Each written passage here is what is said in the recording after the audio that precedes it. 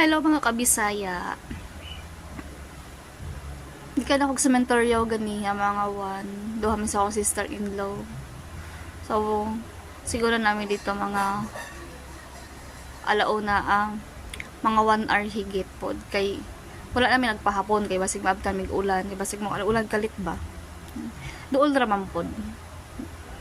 Duol ra siya. Tapos, ugma, biyahe na pod ugma. Doon na pod dialysis.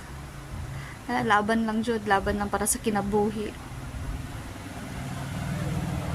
Biyahe na po kong kadlawon, mga alas 3 sa kadlawon. Kasi sayo akong schedule og alas 6 sa buntag. Biyahe na po ta.